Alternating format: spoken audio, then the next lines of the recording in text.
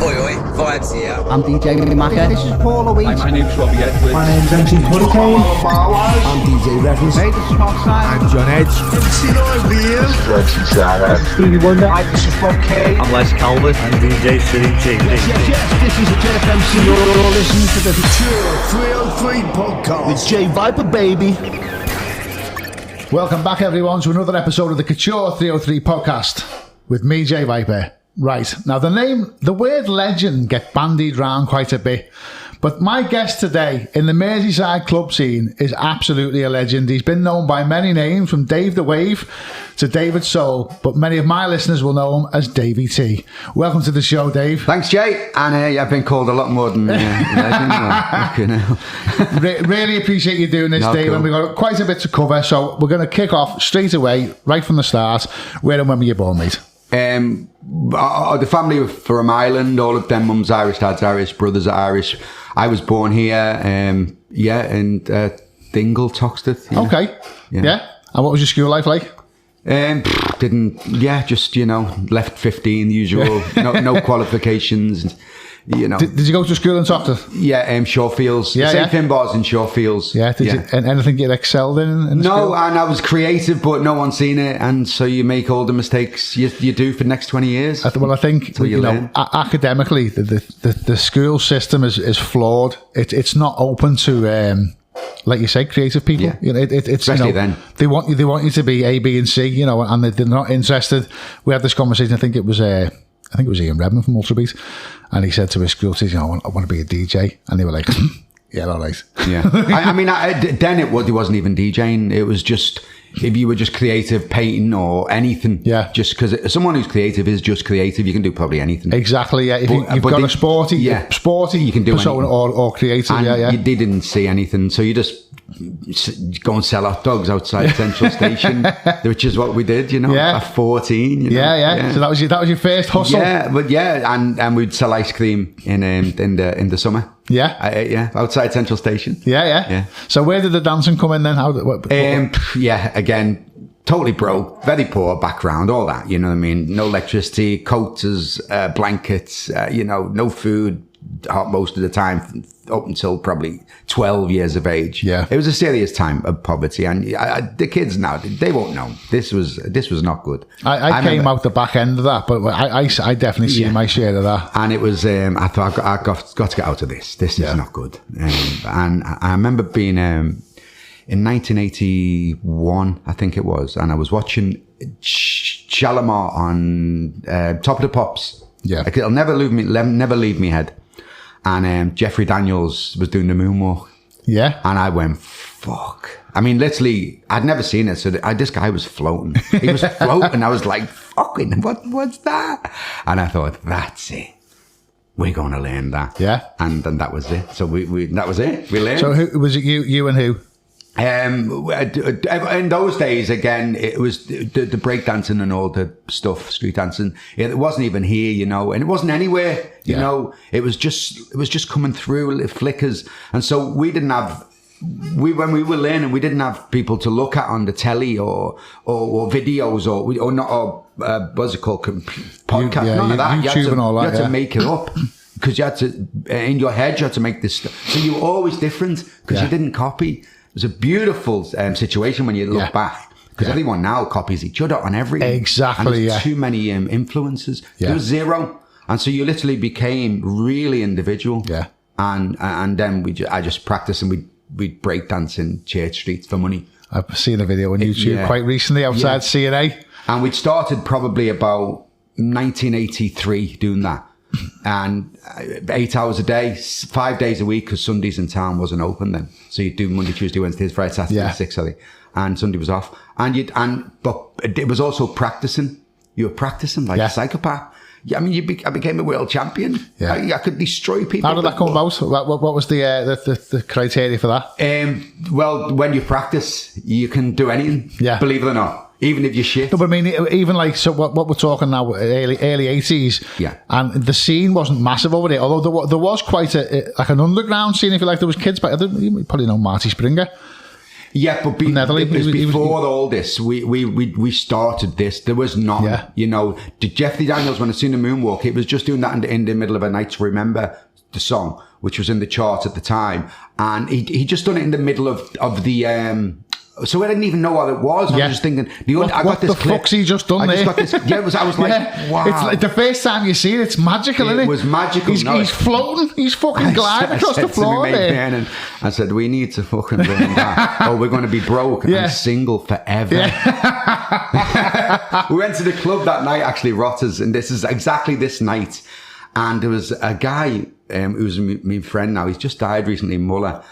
And he was moonwalking around the dance floor that night, right? Knickers thrown out everywhere. It was. I mean, I was standing there, man, in a pair of wellies and me fucking sheepy on with a shiny sleeve, you know, they've been wetting your nose. Silver sleeves. And I said to Vernon, we need to get to know him. Who the fuck is he? Yeah. Because we need to learn that. And anyway, we got to know him and we become friends and we'd learn. But because I'm a psychopath, I just went away and went mental. Yeah, he genuinely brought an act with him. He is a psychopath, by the way. And just learned. And what I learned is, if you practice enough at anything, you can be really good at it. Yeah. Even if you know good. Yeah. Because I couldn't even dance when I started. I didn't even know what the beat is in a record. Yeah. I said, my mate, we were going to a school disco. And my mate said, just dance with the girls. And I said, well, he said, just dance. I said, how'd you dance? He said, well, just dance. Put your foot on the beat. And I said, what's the beat? And this is dead serious. I had no idea about anything. Yeah. And so, you know, I think that's also a good way to go into anything. Go in with absolutely, you don't know nothing. Yeah. And start again. Yeah. And if you do that with everything, you'll always do really well. Yeah. So did you get any financial gain from the breakdancing in the Oh, years? yeah. I mean, 1985, that's the stuff it's on YouTube. It's not that video. It's a different video. It's on a Street Machine video. And I won the British Championships in 1985 in the Tropicana in Manchester. And it was, the judges were Tony Wilson from the Hacienda. Fucking hell. Well, it was in the Hacienda Yeah, as well. yeah. And I've got the first heats were in the Hacienda and the big finals were in the Tropicana. And I remember I went there, we had a fucking pair of our, like the same as that, old army pants on, fucking old jumper. Calling me a fucking scruff, Dave. Yeah, we had no money, you know. And we just I've got went my best on. fucking shorts on it and everything. And all these people had white gloves and top hats. Yeah. And all these clothes, you know. And I had a fucking old pair of army pants. Yeah. And then a sweatshirt. Yeah. And so I got no points for the presentation. Style, yeah. None. And I won what goes on the 6 o'clock news. Wow. And it said, you know, on the British Breakdown, Dave the Wave. And it's on the news and you hear them saying it as well. I'll find it for you. Yeah. I'll link it up, yeah. You know. Oh, and so, fantastic. And but that was just through practice. Yeah. You know, and then we would do lots of shows because we were breakdancers with some of the world's biggest DJs. We would travel the world doing this, movies, TV adverts, all that. That was my career before the DJ. Yeah. And we would be with Public Enemy or The WizKid or Kid and Play and these big shows. Yeah. Not like now you'd have DJs and you're the DJ as well. You were on shows with the same. It was the same then, but in that style. And so every time you do rehearsals of a day, the DJs would be scratching. I'd be thinking, fucking hell. Yeah. And I would get to know them. There he goes. I can do that as well. Well, show me that and what you're doing. And then I'd have a go. And over the years, you become fucking quite good at scratching and coming up. And so when all the breakdancing died, about 87, 88, something, I thought, fucking become a DJ. Yeah. Do you know what I mean? Is it true Trix used to breakdance with you, DJ Trix? Yeah, and Trix was a major DJ though. I mean, DJing wise, fucking hell. Yeah, I mean, but he went into the DJing. Yeah, and earlier. Michael is, especially at the time, phenomenal. He was incredible. And this white kid, you know, looks dead middle class, and he is as well.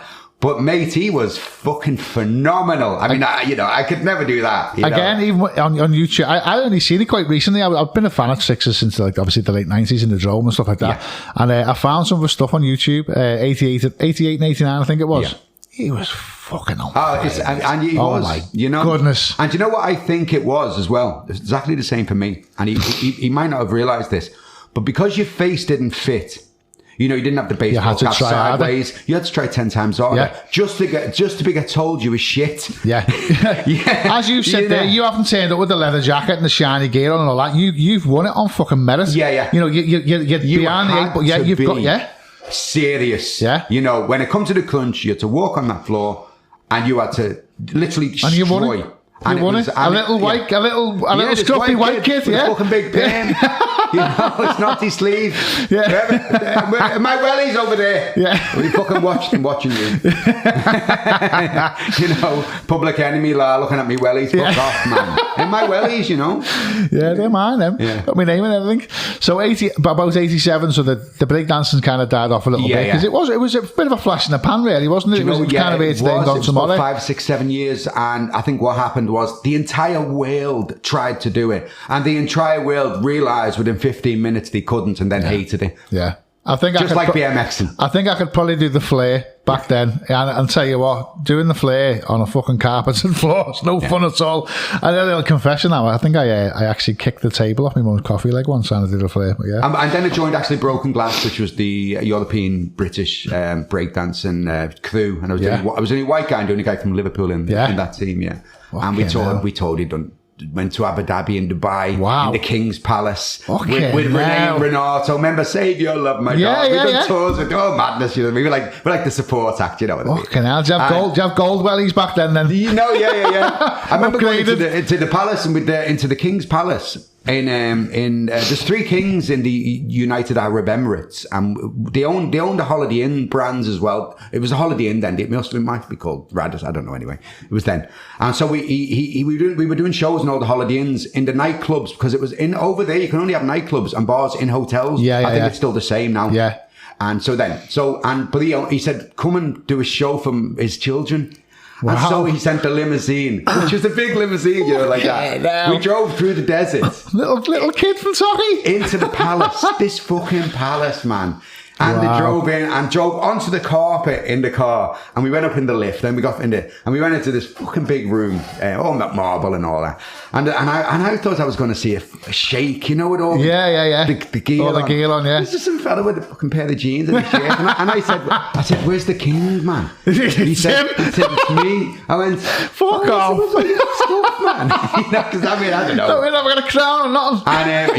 And he said, you know, it's the children. If you want anything, they'll anyway. And he got off, and we were just dancing for the kids. And wow. And it was amazing. That's all them little things, you know. Okay, now what an experience. And we had Jaws off James Bond as our bodyguard there. That was his day job. I'll show you the photo as well. I've got it there. Oh my God. You know? And I remember seeing him, and I had a top hat on. About fucking 6'5" or something. 7, 8 or something. Shut up. Yeah, I'll show you the photo. I've got a top hat on, and I come to his shoulder. I'll give you the photo in a minute. Yeah. I come to his shoulder, and his hands are like that. And I remember seeing him. And because you must understand, his real job was head of security in a place called Pleasureland in Dubai. Yeah. It was like in Disneyland, but it was their version. And because that's his real job.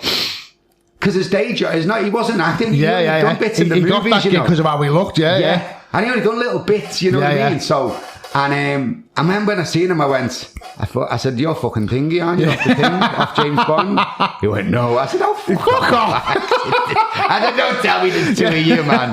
You're 6'9", whatever it is. But I'll give you that photo. That was wild. But there's a million stories. I forget half of them, actually, you know what I mean? Well, like I say, if we digress, that's fine, no problem at all. So the breakdancing's kind of died down, and you fancy yourself as a bit of a DJ. How did that come about? What were your musical influences back then? Again, it was all R&B, old soul, so Luther Vandross, you know, Cameo, Houdini, you know, Kid and Play, Public Enemy. That's what I used to. The shows I would do with those. So you were hearing this in your performances type thing, yeah. And so I loved it as well. I loved hip hop, you know, and so that's why I done that Soul Train, because of all this. I've done it for the night out. Yeah. But anyway, that died. So then the DJ come in. I thought, well, I fucking got no money again. You know what I mean? Better do something. And so I thought DJing. I remember we went about 1987. I remember really well. It's great. We went into this club, and it was an acid house club. Yeah, it was some club somewhere, and I walked in with my mate, and it was fucking horrifying. There was these 1,000 white kids with no shirts on, skinny as shit, never seen a sunbed in life, no rhythm at all, dripping with sweat. And I went, and my mate said, he said, do you want to go? I said, no, man, we're going to make a fortune out of these fucking honkies, I'll tell you now. And we did.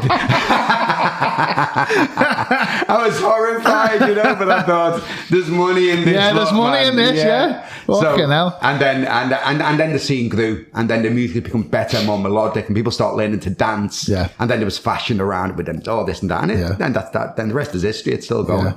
So you went from Dave the Wave to Dave. When did Davy T come in? And where did the T come from? Thomas. Oh, was that your middle name? Yeah. So David Thomas, and okay. And in those days, all the DJs had, Kenny James, Rick Johnson, Paul Jordan, and I thought I need something a bit different. Yeah.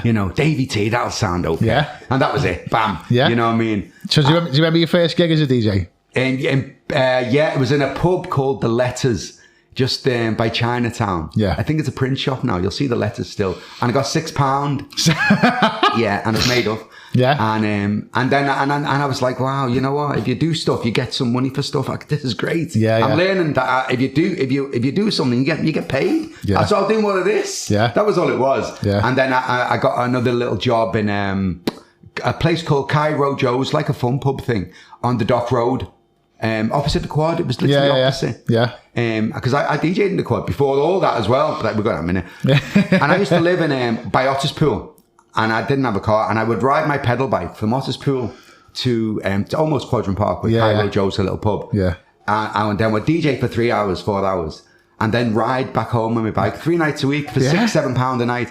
And I was made up because I had a job. I was really made up. I was fit as a fucking fiddle. Yeah. For 12 miles. You're still looking good now for you, Yeah. What are you now, 40? Yeah, I'm getting on. You know what I mean? But and then the DJing, and then blah blah blah, and then I remember the state. No, that was it. Couldn't get a job anywhere. Yeah, it's very similar to now, unless you know people. Yeah, no, for these young ones, it must be it. Unless they know people. Yeah, and then couldn't anyway. It was all closed because my face doesn't fit. Yeah. People see me and hate me, I don't know why. Well, go on, start in a minute. True as well. And I don't bother now, actually. And if anyone asks me for help, I always help them. I'll give every DJ in that town a job. Every fucking one of them. Yeah. So any one of them know they have, and they know that. So anyway, and so then we I couldn't get a job anywhere, and in the end I was giving up. I was thinking, this is bollocks, man. And I thought, okay. And then I thought, well, I need to learn, maybe go find places that are not open and that are open, and maybe get in there, because there was no Facebook. You had to go in and find a manager and blag him and talk to him and, and all that shit. And then we got a job on a radio station called TCR, and then Radio City heard me, and I got a job on Radio City doing a 9-hour dance show. Wow. Called Welcome to the Jungle on a Saturday night. Tune. Yeah. It's all on there as well. And then I heard the state got closed in about 1988, 89, for the drugs and stuff. I think Andy Carroll and James Barton were doing the acid night, and I think it got closed because the drugs and all that. Yeah. And then I heard it was opening again. And so I went in and found the owner, and there was a guy called Mark Jones who's still in town. He's a solicitor. He's my mate. And an accountant called Graham. They had no idea. And I said, I can fill this for you, if you want to give me a little job. I've got Radio City. I was fucking throwing everything in the pan, what I mean? And then they gave me the job, and I filled it. Yeah. And that was it. I filled it by myself. Yeah. I spent probably about a year or so, maybe a bit longer by myself, DJing, promoting it. And from an empty club to an absolute full club, I promoted it by myself, I filled it by myself, and I DJ'd 5 hours a night by myself. And then one day, a girl came up to me and said, my fella is DJ, would you give him a warm-up job? And I was thinking, fucking I'm shattered here, 5 hours.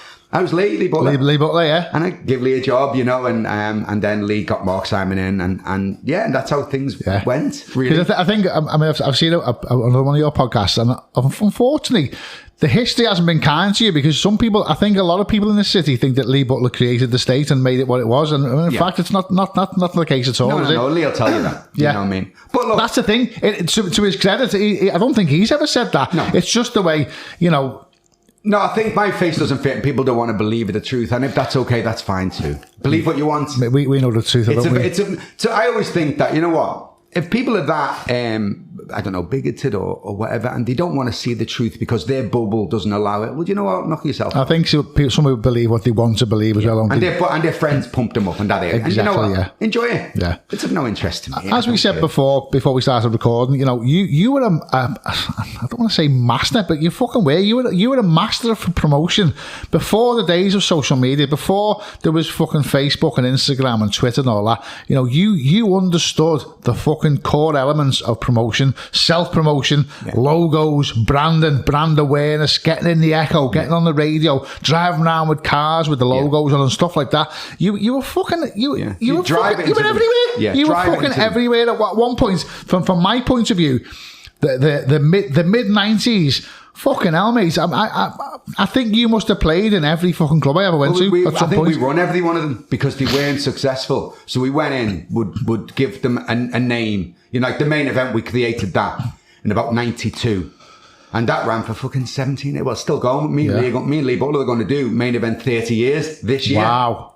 A big show, and we're just finding a date, and we've spoke about it. It's happening. Yeah. So that's main event 30 years. So that's going to come. So when's that going to be? Later on in the year? Yeah, maybe May, June, around there. But we'll get a good 2 or 3 months promotion. Yeah. You'll see it, and it'll be authentic and genuine, and it'll be original. You know what I mean? Because there was the main event. There was Best of British. Yeah. There was what we've got written down here. Monster Jam.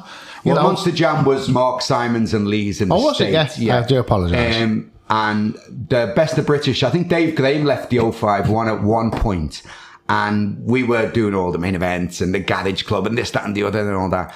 And it was Dave Graham's idea, Best of British.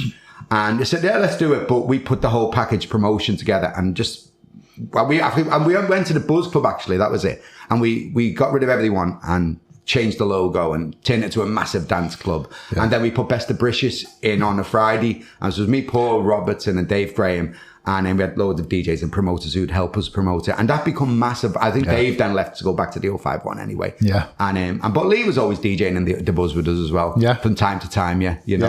So the States, you were in the States, then you were in the 051. I mean, is there anywhere in Liverpool I can't genuinely think of I think you were in Ferraris at one point, you were in Fallows. We don't know the Did you play the Drome as well? I think you played the Drome once or twice. Yeah. I've got a big, again, I've been written out. I've actually a big giant echo and I'm in the Drome and all that. And I'm thinking, there you go. Told you. Yeah. Why don't I do a fucking Drome reunion? Because I actually was there a lot. Yeah. But you know what? Because I don't feel I'm part of the Drome. I wouldn't. Because I don't think that would be authentic. Yeah. So I wouldn't do that. Well, I think you're known for a lot more. So, I mean, the Drome is like one place you play, but you are more known for like the States. Yeah. The main event, the Buzz and all that kind of stuff, yeah.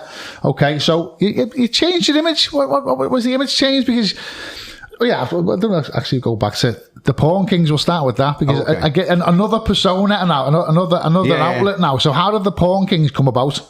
Well, the first time we went to the studio was about 92, and I had this idea for who's we? Me, mate Dan Evans, we were the 2funky2, and we had the singer called Catherine Dion, and she was a great little singer.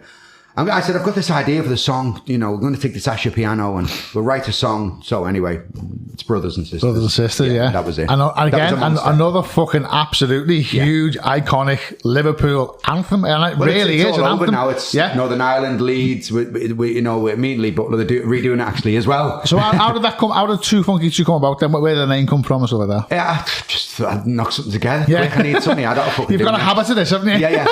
And then, so about 1995, I was getting bored of these fucking clubs, you've done forever. And do you know what it was? That was it.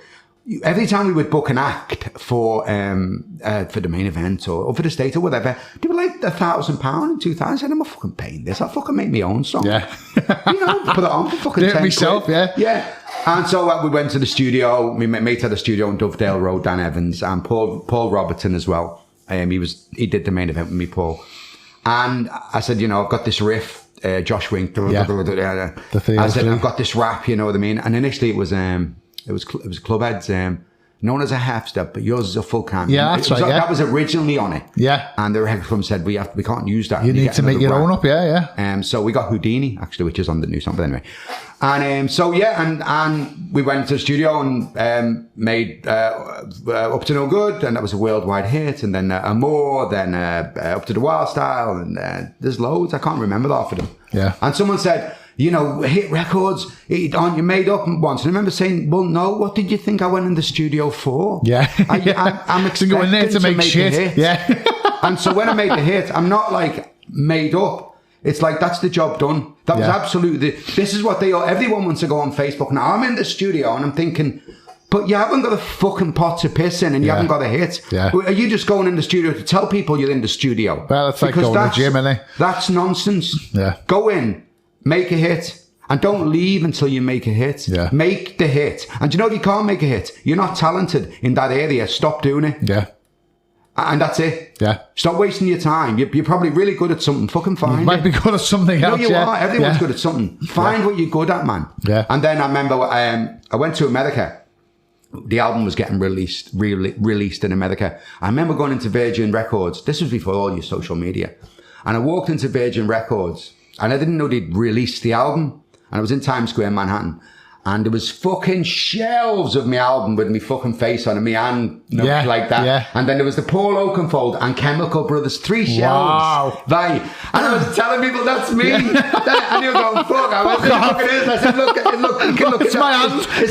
Look at that. Fuck off. And I didn't even take a photo, you know, because you didn't think in them days, you know. It passes you by quick, doesn't it? And then when I was working with some American guys, I made this song called Exhale Slowly by Bootsy McQueen, and that's been released in America, and it was on just last year on Miami CSI America is the TV show for the whole of America. Yeah, and it's been used for when we released it, Queer as Folk, and it's on that YouTube, Bootsy McQueen, Exhale Slowly, and it's Queer as Folk, and anyone can YouTube that, and you're going, well, that's my song, and that's me. In America, I'm Bootsy McQueen. Yeah. So we just backtrack a little bit to the... There's too many, I forgot half of it, you know. So did you do many PAs with 2funky2? No, because I didn't really want to bother with it. The singer would do that, you know, and I didn't do it for that. I thought, I want to make a hit record. I can't play a note. I'm tone deaf. Yeah. I can't read music, can't play anything, but I fucking know what a hit is. Yeah. I'm telling you now. I mean, mine's, you know, it's there. What about the Paul Kings? You do much touring with that? Yeah. That was, we done 90, when we got the hit in 96, it was the biggest record in the world. Number 1 in about 10, 15 countries, top 10 in another 50. Wow. We travelled, it was actually bigger outside the UK than in the UK. And we travelled Europe, all over, you know, from Russia to Oslo, Denmark, Riga, Latvia, Germany, France, Spain. And then over to Australia, America. That's why I went to America to launch the album as well. And there were all the albums all over the world, and there's a Russian album, and it's all in Russian. Yeah. And then, you know, and then there's different covers that they use different artworks. And it was amazing. And then that was just from an idea. Yeah. And then, I remember, not many people know this as well, when I'd finished Up to No Good, we'd finished the mix, it was on the screen. And I said, okay, listen, change these drums, get rid of the rap and the 303, no, the do-do-do. Yeah. Get me that rock to the rhythm. Threw it on it. I took a stab from the 303, and it goes, rock to the rhythm. And the rock to the rhythm that's out now is my record. I made it by myself with Dan Evans in the studio in 2 hours, and that was 20 odd years ago, and it's still a monster now. It's the only record they all play is that one. That's that mix. And it starts with that's it. 2 hours. Oh, just, my and because we didn't have to, recycling the other tune. It's the same arrangement as Up to No Good. Yeah. It starts with the instead of Yoda Dondape, rock to the rhythm, rock, and then instead of do it, it's rock to the rhythm. It's the same arrangement, identical. Oh my goodness! And the drums are slightly a different bass drum, a slightly different hi hat, but it's all when you do on Cubase. You put one and it just goes. You see what I mean? All the fills are the same. You know, Oh so my it's done, goodness! it's finished. So what was it like recording a pop video then? Because obviously the ups and the big question is, have you still got the fur coat? And someone stole it. Oh, the cunts! So I remember someone was in a party once and someone stole it and they had it on and I know in this party and someone told me, you had your coat on all night, Dave, the bastard. I thought, fantastic. No. The pop videos, oh yeah, we done the first one and it cost us £6,000 because we didn't know the record was going to be big. And well, it cost the record company £6,000. And then the record went worldwide. Yeah. And then the next record was a more.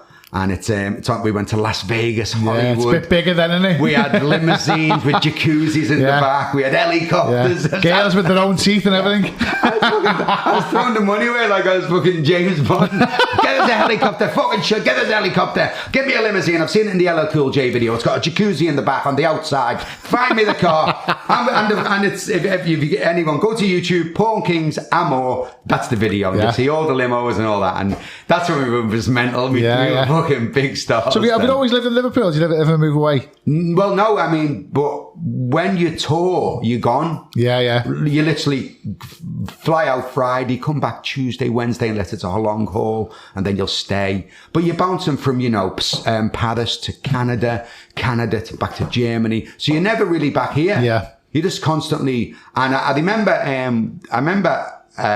videoed it as well. Well, they videoed it because we videoed everything in those days. Just to make pop music videos if we didn't do it, but anyway. And I remember taking my shades off after coming off the show and I said, that's it, I've had enough. Really? Yeah. And I left. And I hated music for about 20 years. Really? I was just, no, you've had enough. You're destroyed. Yeah. I look better now than I did 30 years ago. I'll show you the video. I've got bags down here, you don't know what time zone, you've got no friends. Yeah. You fucking, people living this life and you're on a plane, you're half asleep. You're going to do sound check and your dinner in a hotel and then you're off again 6 in the fucking morning. Yeah. You're doing it for years and years and years. It's like shattered. I remember seeing it, you just actually broke a little memory of me there. Excuse me, a documentary about Vanilla Ice. And at the time, Vanilla Ice was the fucking bee's knees, like he was the biggest act in the world. And he was on this tour bus and he was like, yeah, I'm fucking lonely. Yeah. I'm not happy. No. He had his little Nintendo fucking Super NES and all that. And he people don't see that side of it. People don't understand it. I'll tell you now, it's horrible.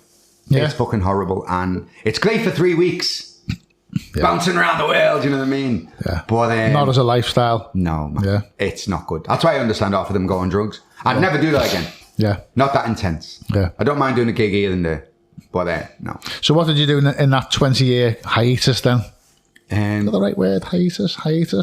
Yeah, I suppose. Just say fucking break, and stop trying to be a fucking soft ass. We still done all the main events and okay, so you just stopped touring with the Porn Kings. Well, the Porn Kings really the music sort of it had its day by 2002. Well, 3 because I had Shake the Shimmy was the last hit. Just forgot about it. I just remembered. Fucking hell, people love that one as well. I can't remember half the stuff. And so that was I think that was top 10 in 2002, was it? Something like that. Anyway, and so then we done a load more again. And then, but 2003, it's like, boom, I need something fucking new to do here, Yeah. And actually, believe it or not, it was then I said, do you know what? No one's playing, everyone's playing dance music in all these clubs. I'm telling you now, every time I go to someone's house, it's a girl's house or I'm in a car, she's got 10 Beyonce CDs or Jessie J and 1 Ministry of Sound or 1 State CD. Yeah. And I remember thinking, these chicks like fucking Beyonce more than this dance stuff. Yeah. I'm going to do some soul nights. Yeah. And so fast forward to August of 2021. Yeah. What did we launch then, Dave? The Soul Train. Soul Train Disco. It reinvented yourself once again. I opened Pink as well. Remember Pink? That was mine. Was that Pink to make the boys wing? Yeah, that was my entire. That was massive. Yeah, and that was went for a few years. Yeah, and then we did all the what did they call Pink to make the boys wing? And we had the trannies on the door, and we'd have the trannies doing the adverts, and we had all that. Yeah, and that was a good one. Yeah. I might come back one day with something like that. And then it was the what was it called? The Soul Train. Yeah. Yeah. So the idea came about from realising that chicks and dig Beyonce. Me years to realise it's not just say Beyonce. You've got to almost get it wrong 50 times over the year 2, 3, 4, and you start realising, okay, this is what they want, Yeah. And this is how they want it. You know what I mean? Yeah. And also you've got to almost learn as you're going along and change stuff and throw stuff away and bring this stuff in and listen to what they're saying, especially online now. Yeah. You can really get information now. Yeah. And you think, feedback, that. yeah. They love that, I'll play more of that. That one didn't work, let's get rid of that. And basically, it's Soul Train is massive now. I've seen the picture on Instagram today. It was Choco last night, wasn't it? Rammed, yeah. And you know, they're all 40. Yeah. 50, I mean, even older. Yeah. And they're coming out every Saturday. And the thing is as well, which you know, we've all been there, there's no trouble, is there? There's no. It's not. It's because it's. Let's be honest. No offense, kids. It's the fucking kids that are causing most of the trouble, isn't it? You know. When you go back to of the gangsters, and they're so dangerous, man. Do you know who my fucking dad is? Look at what fucking your fucking dad is. But they'll kill you in a second with a fucking glass. Yeah. It's horrible. Yeah. And so, you know, that's why we say no crazy kids allowed. Yeah. You know, so rather than you know, say you fucking, you know, we're not like, you use it as an advertising ploy as well. Yeah. You know, throw tongue in cheek, you know, over 25s, no crazy kids. And people say, you know, you'll stop in town and the taxi driver will go, slowies at the end, no crazy kids. Yeah. And everyone's got the taglines. Again, as well. It's this marketing thing that you've you know, like I said, I don't want to talk like I'm fucking blowing smoke up your ass, but you understand marketing probably better than anyone in this industry. You've been there for so long, you've had so many fucking brands and so many reinventions of yourself and so many different fucking platforms and stuff like that. I think the thing is, go in everything that you know nothing. And listen to everything and be change. Open-minded. Yeah. Do not be cocky. You've got to, even today, like last night, we go in with absolutely the idea that this night we have another playlist because every week is fucking different. Yeah. It might be more 90s R&B tonight. It might be more 70s, 80s soul. You just got to ride it. And when you find where you're going, that's where we go. And you just keep riding until you catch it. Yeah. You know what I mean? These kids now, they've got a playlist that they go into these bars that their friends have given them a job in because they've got some social media and they've got this playlist and it's like it's the same playlist that he's got and he's got and he's got and he's got. And if any of you kids are listening, pack it in. Yeah. You've got to watch the crowd, feel the vibe and also try stuff. Yeah. I played Zoom last night to Slowy. Fat Laddie's band. At 9:30. Don't give me 2:00. Yeah. We're fucking dropping it now. If you don't like it, go on over there. Everyone sang it. One of my album's favourites, that. Yeah, we all love that. You know, the point is, you don't have to go always harder and louder and faster to get a response. You can go lower and slower and say, because all you're after is a response, isn't it? Of course, there's no such thing as a better response than a response. There's only a response. Yeah. So you drop it slower, you've won. Yeah. You know, and that works as well. So we alluded to before, you said a couple of times on this podcast now, you felt like in some cases your face didn't fit and you had that bit of it. It doesn't fit still.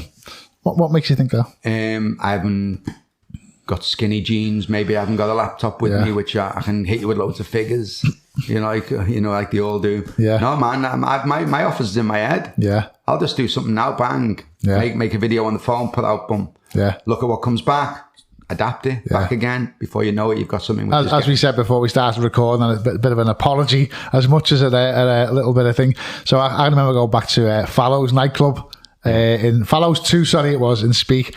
And Gold was it after? Yeah. And I must have been 18, 19, and I just started to be a bit of a fucking nerd, getting into music. And my mate, shout out to Neil Walsh. He was the first person we knew who had decks. Another mate by ours, Kev Mack, he had decks as well. So I just started to buy vinyl and stuff like that. I was aware of what labels were. And I'm in Fallows 2. And you're DJing, as you seem to be fucking everywhere back in that time, like mid-90s. And I looked over and you were playing an Evolution record. I could see the logo with like the E with the little swirls on. And I shouted over, "Hey mate." And he kind of looked and I went, what's that? And he went, "What lad?" I went, what are you playing there? And he went, "Oh, it's just one I've made." And I walked away. I thought, fucking dickhead, it's Evolution records. Fast forward 2 or 3 years, I'm DJing. And I've got this lad fucking MCing down my ear, spitting slobber in my ear and all that. And I was like, I get it now. I get it. So I apologise for brandishing you as a dickhead. You're just in your own little thing, that's all. You're trying to work and you've got some fucking little skinny 18-year-old kid with a fucking coke stained moustache just leaning over, spitting down your ear. What's that, mate? What's that? And your record's finishing and you're trying to get I'm fucking busy. That's all it is. Been there, I've had it and all that. You know what I mean? But you know what? I think a lot of the younger ones now, it's almost like they can put themselves on Instagram or whatever it is, and they can download a load of records that the friends have got, you know, and they can get a laptop and beat match with precision in 30 seconds. Do that with the button now, though, Dave. Yeah, that's what I'm saying, in 30 seconds. And they now believe that a DJ, mate, that is not going to get you through the next 25, 30 years. I'm telling you right now, if you could put half of these DJs, the young ones, in front of me, and I'll look and I'll tell you where you're going to be in 15 years. I'll tell you now. Yeah. And the biggest problem with that, and I hope half the parents are listening to this, your kid has got the most energy between the ages of, I don't know, 18 and 30. That's when you're on fire. You don't even need sleep, man. Do you know after that, you slow down? Yeah. You need to have been successful by then. Yeah. Do you know if you spend your time 7, 8, 9 years thinking you're the fucking DJ, and then suddenly your face is not as cute anymore, and there's another 30,000 behind you that were 18, 19. That's when you need the talent then. That's it. I know if you haven't got it, mate. Yeah. Not only are you not now a DJ, you've lost 7, 8 years of when you had major energy to do anything. Yeah. So find something that you're really good at. Yeah.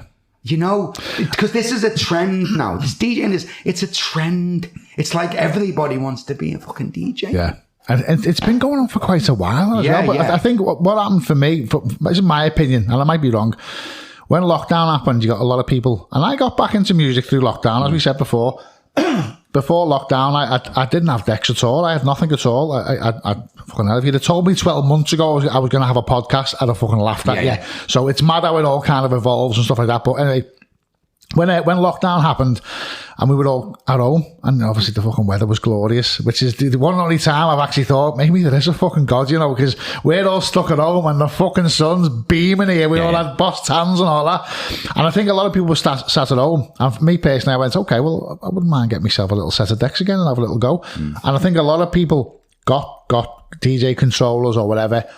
And there's this misconception that, okay, well, I've got a live stream. I can DJ from my bedroom with a little webcam and people watch me, and I've had 50 people view me, that I'm a DJ.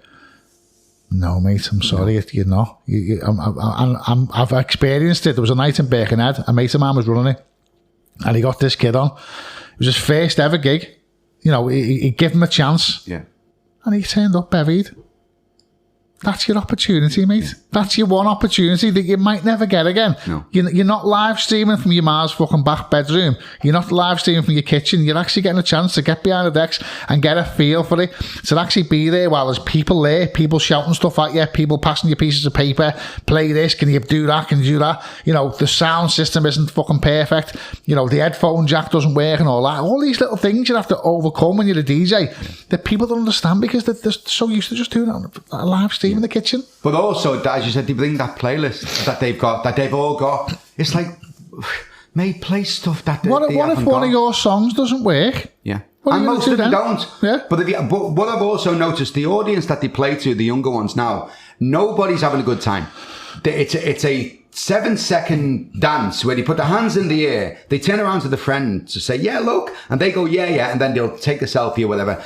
That's not having a good time, man. Put your phones away. Yeah. You know, what are you looking at the DJ for? Go and have a fucking dance and enjoy yourself. Yeah. What are you doing? Ignore the DJ, go and fuck off. Booths, go and have a selfies and booths. Yeah. Unfortunately, the days of the actual fucking rave are gone. I was actually watching a clip the other day. I think it was Enjoy Anthem getting dropped in the quad. Yeah. Before my time, the quad was before my time, by the way. And I said to my missus Jenny, I said, look at that. I said, that'll never come back again. It was genuine, wasn't it? Oh, mate. People, the girls didn't have makeup on, they were just beautiful anyway. Yeah. Have you seen some of them? And I look at some of them videos now, there's no makeup on these girls. Yeah. And they've got trackies on there. Beautiful. Stunningly fucking nice skin, bright eyes, lovely hair, and you're thinking, why are you lot not copying that? Yeah. You know, why do you just want to look like a duck? I don't understand. And half of these girls now, they're fucking really pretty. I'm thinking, underneath fucking 2 inches of fucking makeup. Wipe that off, man. Yeah. Come on. It's funny though. I've had this conversation again with Mrs. Like, you know, when girls go out and they go, get me eyebrows done, get me eyelashes done, get me nails done. Do you think that's what lads look at? No.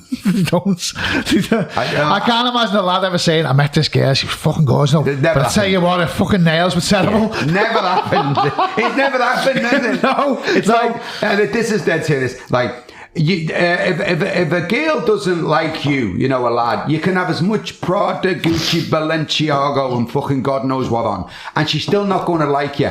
And she's not going to like you any more than she does if you've got Balenciaga, or unless she's the type of girl you don't want to be with. Exactly. So, mate, don't put all that gear on because you're going to attract the wrong girl. And we've seen half of them footballers get taken by the fucking ride, left, right and centre. Avoid them. But with someone who just likes you. It's the same with girls, though. On the flip side of that, you see these girls walking around with their ass cheeks hanging out and the tits hanging out and all that. Who do you think you're going to attract? I know. You're going to attract the fucking knobhead. I know. Because a respectable fella would look and go, fucking hell, she's got her ass hanging out. Yeah, no It's way. only a knobhead who's going to come on and go, all right, girl. And do you know what? That's all fellas. I don't believe there's any fella who is not that fella. All fellas do not go for that look. Maybe for the crazy night of sex, love. Yeah. You know, if you're holding a mad one. Yeah. But he's legging Doesn't it the want to next marry day. you. No. He'll never marry you. Just be you. Be natural. This is some good advice if you're listening, you lot. Mate, just be you. Be natural.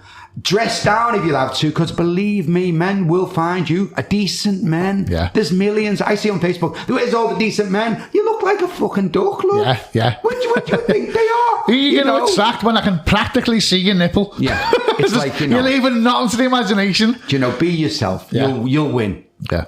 And that's it. Do you know what I mean? So, So, but anyway, we've digressed a little bit. Yeah, So back to the music. So the Porn Sorry, Kings. folks. Yeah. We're fucking out on our little soapbox here, aren't we now? So back to the Porn Kings. There was quite a lot of remixes for that, wasn't it? And you've just been talking before. Can we discuss that now? I don't know. Can we? No. I don't Maybe know. not. I don't know if we can yet. Just probably best not. Yeah, just in case. Okay, There's some big news, there's folks. some stuff coming up. Monumental. Yeah. But I don't know if I'm allowed to say anything. Yeah. So we'll talk about it next time. Yeah. And there will be a next time, yeah. So of the ones we can talk about then. So you're the Porn Kings Up to No Good got remixed. I think there was Steve Aoki did a remix as well. Yeah. Also, real fucking big names. Yeah, because it was the biggest record in the world. You know, at the time in '96, I remember I was going out with some girl. She worked for Cream, and it was '96. And Jeremy Healy was I think was the biggest DJ in the world at the time. Yeah. And Cream was in Ibiza, the big show. And she said, Dave, they've played your record to open his set. And I said, here's the phone. He's ending his set with it. And she let me listen to the song. So he opened his set and closed the set with my song. If it's nice, play it twice. And I never ever got a booking. And I was around the corner. Okay. And that's because my face doesn't fit. Isn't that crazy? I think you got a nice face, Dave. Yeah, I think you have. okay. And this is the first time I think this is the first time we ever met. I think it's fellas who don't like my face. Yeah. The girls seem to be okay with it, you know. Which is, I'm happier with that, to be honest. Yeah. Well, we're about attracting the wrong attention there, weren't we, as well? But no, I mean, to not get gigs on that level, I've always thought, mate, what's going on, man? Do you not kiss ass? Is that what it is? Because there's a lot of, I think I've found over the years there's been a lot of that going on, and I'm in a similar situation to you where I feel like I had the talent, I had the stage presence. I think my problem was I wasn't an arse licker. Yeah, but also I'm not a bad person. I'm a really nice guy. Yeah, you know, if the system blows up, I'll fucking talk to people when you get in the car. Don't worry, whatever it takes. I'm not going to go mad. You know, I'm a nice guy, and I'll let me easy go, and I'll talk to you. I'll give everyone advice. I'll help anyone. Yeah. So, but I think something's going on. I think with this scene, I think there's lots of jealousy, and I think it's jealousy of people who don't have the talent, and that's why I say, mate, what are you bothered about not being good as a DJ? Or because if you're not successful, and it means you're not good at it. Yeah. But why don't you just find something you're good at? You'll be good at something. Yeah. I didn't know I was a good dancer until I fucking had to go down practice. I didn't know I was a good DJ. But as long as you practice, but no one wants to practice as well. Do you want to be a DJ today? I want to be now. I want to be on the big show now. You fucking can't be. Yeah. You got to do the fucking pub for £10. Yeah. You know, on Wednesday night when there's no one in the corner. And do you know what? I don't think there's nothing more unsexy than that fucking DJ controller by itself on a fucking table in the corner. Mate, it's the size of like 3 iPhones together. And he's like it's like you're having a stroke, man. You're twitching away, and it looks shit. Yeah. I mean, change that. Yeah. Well, I mean, just even put turntables you're not using them. But these new controllers, man, the small ones, it just looks unnatural, doesn't it? It doesn't look right. Listen, it's not sexy. I've got an RX3 and it's fucking massive. There you go. Yeah. But I mean, do you know, it doesn't look good. It's like, image is everything, you know? Yeah. You've got, you know, I mean, fucking hell. Carl Cox walks on a show and the lights explode and the Yeah. I mean, imagine him in a pub with a fucking controller that big. Yeah. It's From not the Argos. same vibe. He wants 4 decks, whether he's using them or not. Yeah, because like you exactly. say, it's all about the image, isn't it? So all these young DJs, give you some advice, man. Make sure there's a stage in there. Make sure you've got your banner behind you or on the front. Yeah. And if you've only got a controller, you know, the size of your fucking hand. Yeah. Well, jazz up. Dance around it or something, for No one fuck's sake. dances. No one dances. Oh, I dance. Yes, so do I. Yeah. Because you would, if you love it, you'd do it. You Well, can't help I've it. always said that. You know, when I'm DJing, selfish or not, when I'm DJing, nobody's enjoying that more than me. No, me neither. Because that's all the music I love. Yeah. And I'm passionate about that, and it shows in my performance. But that you know. Soul Train's the same. Yeah. I love all that, you know. Is it just yourself who plays on that? Yeah, and me mate Tony Dynamite. Yeah, Tony Dynamite. Yeah. Belter name. It's great, isn't it? He's fucking fantastic. Yeah, Tony Dynamite. But yeah, and I don't. Oh, by the way, I never, ever, ever mix a song. Never mixed a song ever in Soul Train. Not one, ever. 6 hours a night. Play it. When it finishes, fade the other one in. Yeah. Talk in between. Because I'm dancing every fucking track. I haven't got time to mix. I'm drunk as a skunk, bottles of wine. Luther Vandross, I'll play it twice because I've just forgot I've played it. No one gives a fuck. We're having a party. Yeah. It's a good night out, you know. And if you don't like it, fuck off. Yeah. Because It's not for you. it's just a laugh, you know. It's only a nightclub. Yeah. I'm not here to change the world, man. You know, go and find Martin Luther King. He won all that. I'm having a little bit of a dance and a laugh. So it's every week in Seal Street. Yeah. And in well, it's actually oddly this Saturday.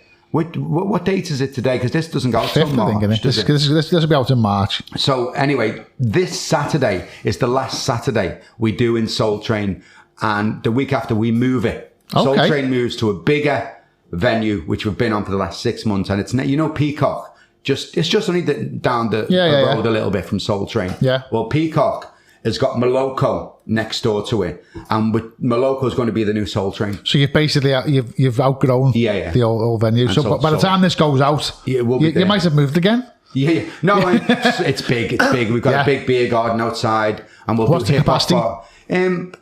I don't think you need any more as long as you got all the fire exits and all that. But Yeah. you know, a good 1,000. Wow. You could do. But you know, you close off with half and half, 400, which I don't think we'll ever go to them numbers because it's a bit you know of a what, mate? specialist. You possible. say that. Yeah. You know, it's popular. It's popular because, like you say, you know, there's got no fucking kids there. But you know, No. I sound old myself now. I'm 48 in May.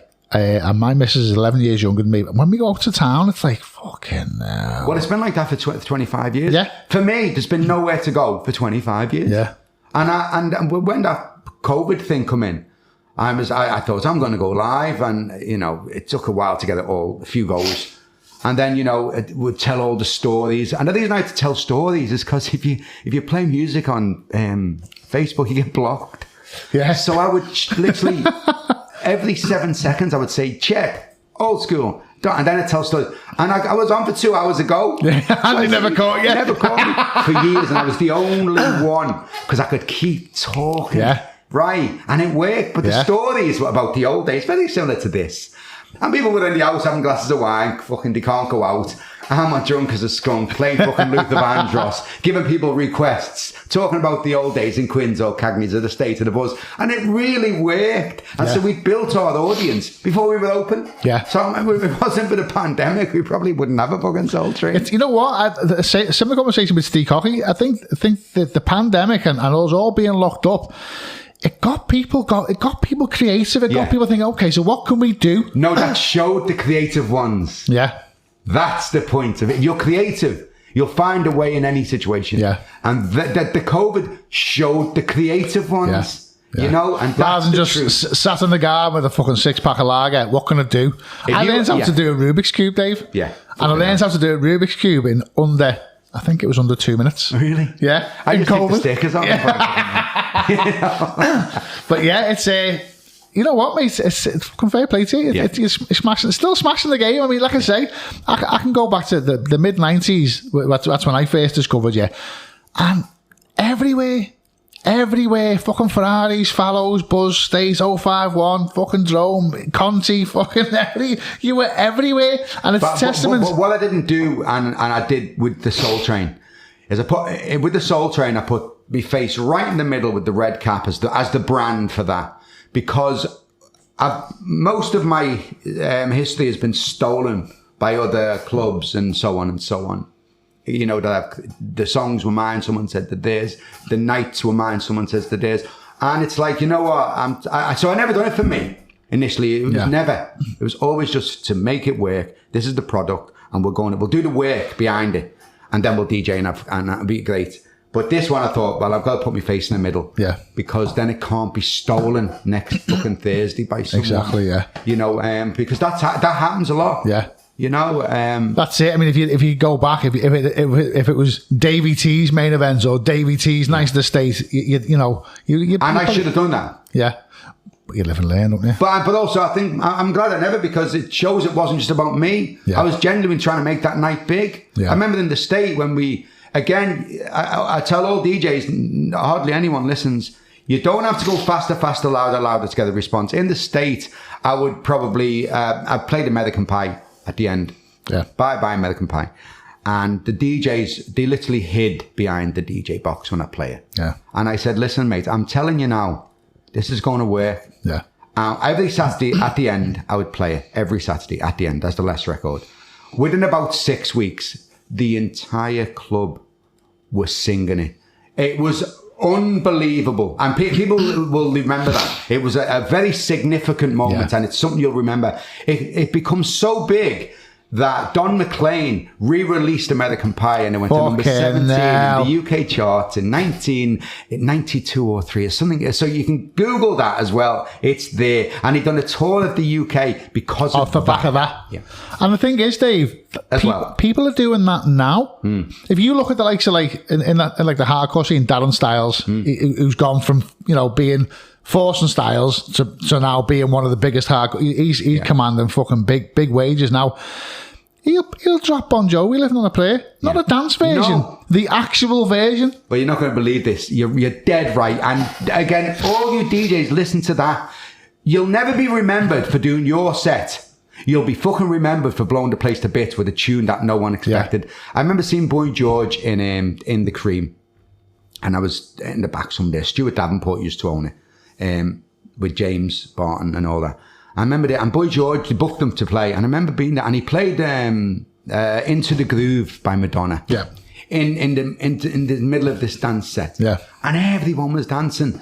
And someone said, wasn't that amazing? And I said, no, mate. Anyone can play Into the Groove. It's just that he did, and you fucking never. Yeah. So learn. Yeah. Go home and play other stuff. And do you know if it doesn't work? 30 seconds change. Yeah, exactly. Mate. It's not the end of the world. But when you get it right, mate, it's mind-blowing. I was playing a hardcore gig in Birkenhead, Christmas, not last year, the year before, and I had it all worked out in my head. I thought, at the end, I'm going to play Wizard. I wish it could be Christmas. And one of the DJs there, I can't remember his name now, I think it was Bones, and he said, I heard it drop, and he was like, any minute now, a bass line's going to kick in now. He went, it was 2 minutes in, and I went, he's playing the actual fucking Wizard song here. And it fucking went down. It's because people are people. They're not special connoisseurs of music. They don't come in to fucking... A good tune is a good tune in any fucking situation. Drop it at the right time. Yeah. You'll fucking kill them. Yeah. It's like me. I think all 5 people there loved it. Yeah. I got that Lita Adams in the States. You can reach me by rail. Yeah. You can, that one. And in the middle of a dance set. And it took about 20, 30 seconds for them to realise, and now they're into it. And then before the end, they're just singing. And then, when you drop a big tune after that, mate, the roof just goes, fuck off. Yeah. It's like the biggest breakdown you've ever had. Exactly, yeah. A 4-minute breakdown, that. Yeah. But they're singing along to the breakdown. Yeah. And then just bam. And no one is doing it anymore. Yeah. I'm thinking... You're missing a trick there. Yeah. What are you doing? What are you? They're all scared of their friends saying, "Watch that," or their girlfriend's friends saying, "If you're there," everyone's so busy trying to be, what's the word there? A connoisseur, very cool.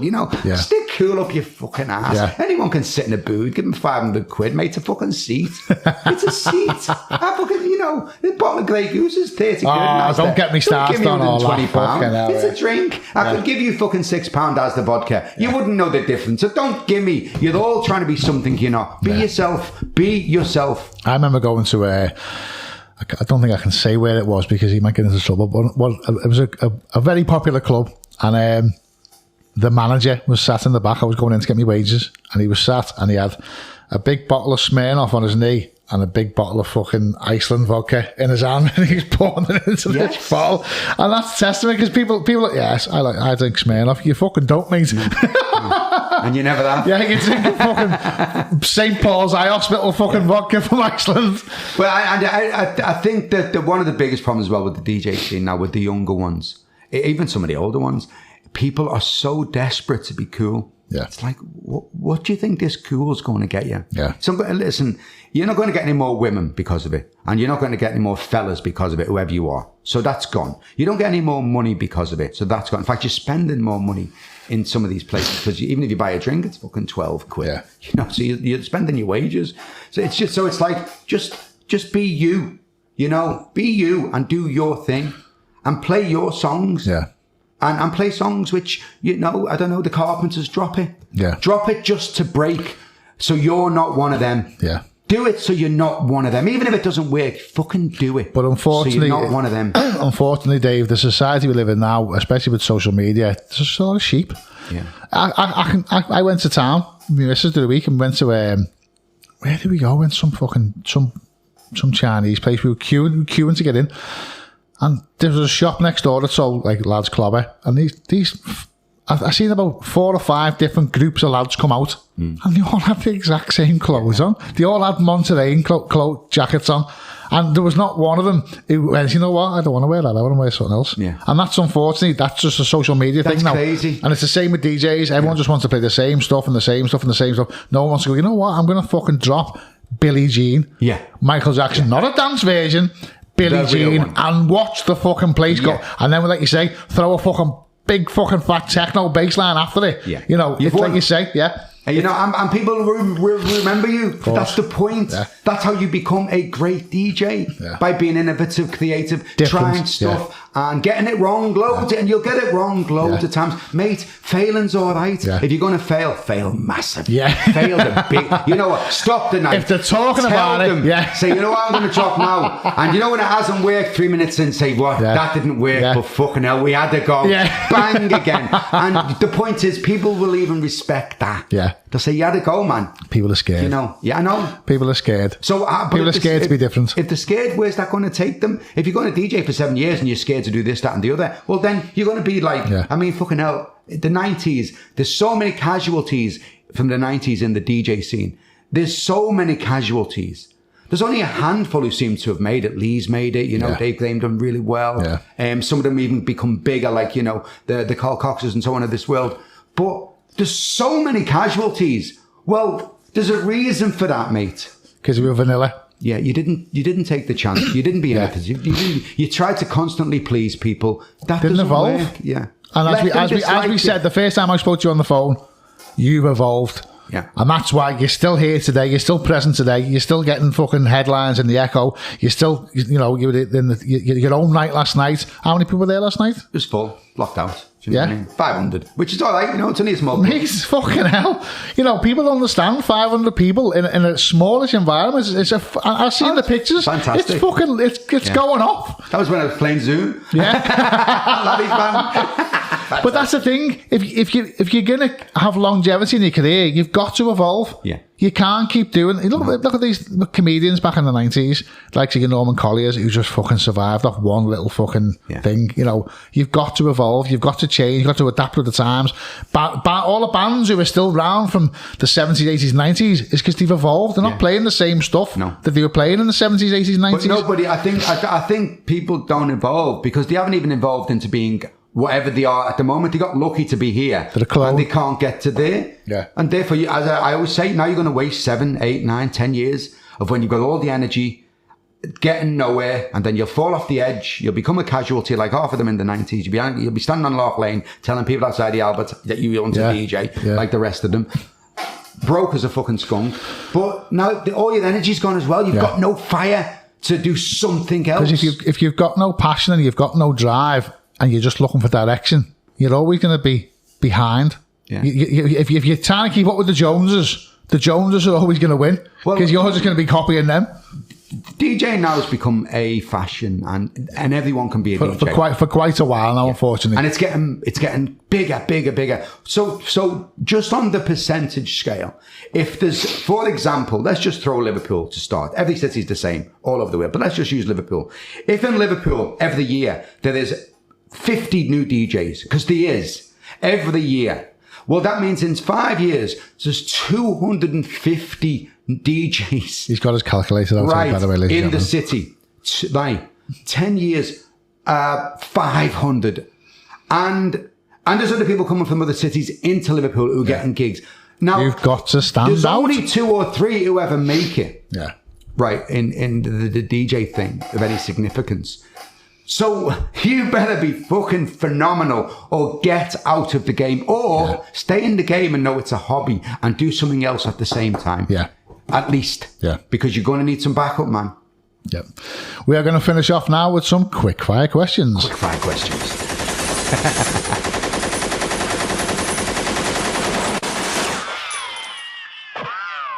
You thought you were back in Toxteth then, didn't you? Go back. A comedy route to take my wife. I wish somebody would. Davy T, I will take your first answer and your first answer only.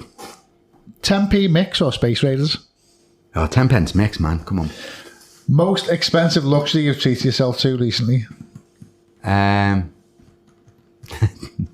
new Range Rover. Outside. Yeah, I see it. But I like my little car better with the stickers on. A-Team or Dukes of Hazzard?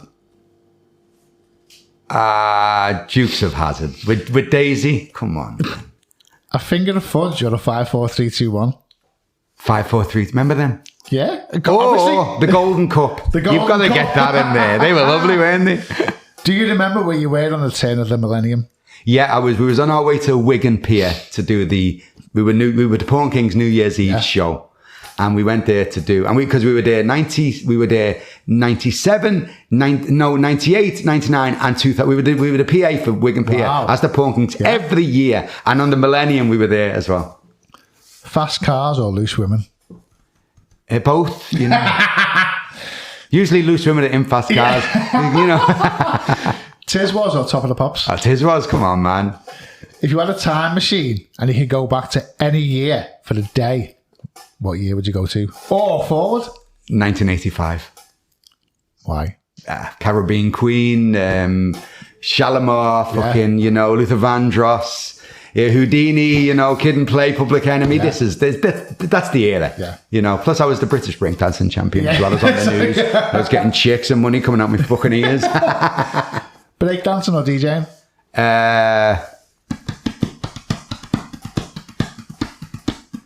None. Fallows or Fallows 2? Fallows. On chips, gravy or curry? Curry. Gremlins or Ghostbusters? Ghostbusters, man. One thing you'd rid from the world? Laptops that make DJs in 5 minutes. It's got to go. It's not right. Adam and the Ants or Culture Club? Adam and the Ants. That fucking stripe across his face. He was belting. What an image. Brilliant. I mean, you to this day. He was brilliant. Maybe I'll do that for my new thing. Hey, that's a good one. You know, if you go back and watch it though, you camp as fuck, mate. With the new Pawn King stuff, I'm gonna have a fucking big white stripe up for your face. Break into Stand and Deliver, blow the kids' minds. Alive or dead, who would you go and watch in concert? Alive or dead? I'd like to see probably Houdini. Yeah. Crossroads or Albion Market? Crossroads. And final question, what's the best podcast you've ever been on? It's yours. And Billy Moore's. Yeah, Billy Moore's. Yeah. Got to mention Billy Moore. Yeah, Dave, it's been an absolute pleasure. No, thanks, man. Any upcoming projects or shout out you want to do? Yeah, there's a huge project which I said we couldn't talk about before. I'll let you in on that. I don't even know if I can talk about it. So yeah, but probably best not. Yeah, yeah. Well, it'll be out soon, and if it is, boom, we're flying. And if it's not, then no one will know nothing, and that's okay. So, and yeah, and just that's happening. That's happening. Yeah, and it looks like, and yeah, Soul Train. Yeah, that's that. I've done that for fun for the night out, and it's doing really well. Are you still enjoying it? That's why I did it, to go somewhere. Yeah, and I love it. Yeah. And I don't mix any records, and I'll play records 2-3 times a night. About I don't care because that's what you do at home. Having a fun, yeah. That's what you do. Yeah, you play your favourite records. I play songs that you play in the car. Yeah, that's it. Dave, it's been an absolute pleasure. Thanks, Jay. Ladies and gentlemen, thank you very much, and we'll be back in 2 weeks' time. Oi, oi, vibes here. I'm DJ Macca. This is Paul Louise. My name's Robbie Edwards. My name's Ep022. I'm DJ Reference. Hey, this is Merseyside. I'm John Edge. MC Liverpool. Stevie Wonder. Hi, this is 2funky2. I'm Les Calvert and DJ City T. Yes, this is a JFMC. You're listening to the Couture 303 podcast with J Viper, baby.